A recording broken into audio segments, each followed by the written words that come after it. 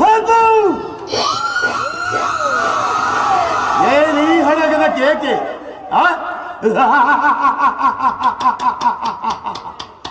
ಏನೀ ಪ್ರಳಯಾಗ್ತಿ ಜ್ವಾಲೆಯನ್ನೇ ಪ್ರಚೋದನೆಗೈತಿರುವ ಪ್ರಚಂಡ ಭಾರತನ ತಾಂಡವ ಹಕಂಡ. ಈ ಹಕಂಡ ಬರದ ಕಂಡಕ್ಕೆ ಕೂಟದ ಕುಕ್ಷಿಕತೆಯ ಪ್ರವೀಣ, ವಾತ್ಸರ್ಯದ ಮಹಾನ್ನಿಪುಣ, ಈ ಸೋಮರರ ಶಕುರಿಯೊಡನೆ ನಿಮ್ಮೆಲ್ಲರ ಸರಸದ ಲಾಭ.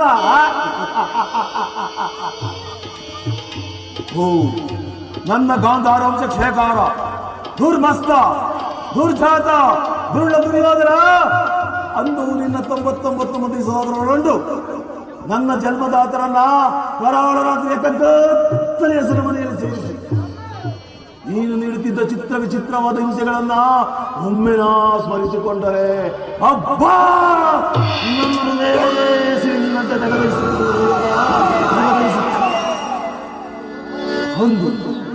ಅಂದು ನೀನು ನೀಡುತ್ತಿದ್ದ ದಿನಕ್ಕೊಂದು ಹಿಡಿ ಅನ್ನ, ಒಂದು ಒಳಗಡೆ ಆ ಹಿಡಿ ಕೂಡಲು ನನಗೆ ಕೊಟ್ಟು ನನ್ನ ಸಹೋದರರು ಕೊರಗಿ ಉಪವಾಸವನ್ನು ಮಾಡಿ ದಿನಕ್ಕೊಬ್ಬೊಬ್ಬರಂತೆ ಮರಣ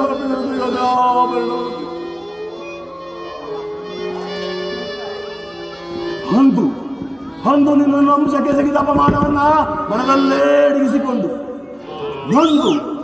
ಎಂದು ಕೈಶವಾಗಿರುವ ಈ ನನ್ನ ಶರೀರವನ್ನ ತುಂಡು ತುಂಡಾಗಿ ಕತ್ತರಿಸಿದರು. ಸೇಡಿಗೆ ಸೇಡು, ರಕ್ತಕ್ಕೆ ರಕ್ತ, ಪ್ರತೀಕಾರಕ್ಕೆ ಪ್ರತೀಕಾರ ಹೊರತು ಮತ್ತಿನ್ನೇನು ಉಳಿದಿಲ್ಲ ಸಾರ್ವಭೌಮ, ಮತ್ತಿನ್ನೇನು ಉಳಿದಿಲ್ಲ.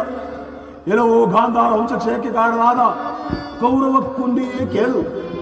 ನಾನು ಸಹ ನಿನ್ನಂತೆ 99 ಮಂದಿ ಸಹೋದರೊಳಗೊಂಡು ಈ ಸಮಸ್ತ ಭೂಮಂಡಲವನ್ನ ಸ್ವಾಮರ್ಥ್ಯದಿಂದ ಜಯಿಸಿ ಏಕಚಕ್ರಾಧಿಪತ್ಯವನ್ನ ಸ್ಥಾಪಿಸಿ ಅನೇಕ ರಾಜಾದಿರಾಜಗಳಿಂದ ಕಪ್ಪ ಕಾಡಿಗಳನ್ನು ಹೋಲೈಸಿಕೊಳ್ಳುತ್ತಾ ಹದ್ದ ಮಾಡಬಹುದಾಯಿತು. ಆದರೆ ನಾನು ನಿನ್ನಡೆ ಸೇರಿಕೊಂಡು ಮುಳ್ಳನ್ನು ತುಳಿದರೆ ಅದೇ ಜಾತಿಯ ಮುಳ್ಳಿನಿಂದ ತೆಗೆಯಬೇಕಲ್ಲವೇ? ಮೋಸಗಾರನನ್ನ ಮೋಸದಿಂದಲೇ ನಾಶಪಡಿಸಬೇಕು ಶಿವದ್ರ, ಮೋಸದಿಂದಲೇ ನಾಶಪಡಿಸಬೇಕು. ವಜ್ರವನ್ನ ವಜ್ರಿಸಲೇಬೇಕು, ಭೇದಿಸಬೇಕ. ಹಿರಿಯರ ನಾನುಡಿಯಂತೆ ಇನ್ನು ಮುಂದೆ ಈ ಹಸ್ತೇನಾದ ರಕ್ತ ಸಿಂಹಾಸನವನ್ನ ರಕ್ತದ ಕೋಡಿಯಲ್ಲೇ ತೇಲಿಸಿ ಈ ರಾಜ್ಯದಲ್ಲಿ ಅಶಾಂತಿ ಎಂಬ ಬಿರುಗಾಳಿಯನ್ನು ಎಬ್ಬಿಸಿ ನಿನ್ನ 99 ಮಂದಿ ಸಹೋದರರ ರುಂಡ ಮುಂಡಗಳನ್ನ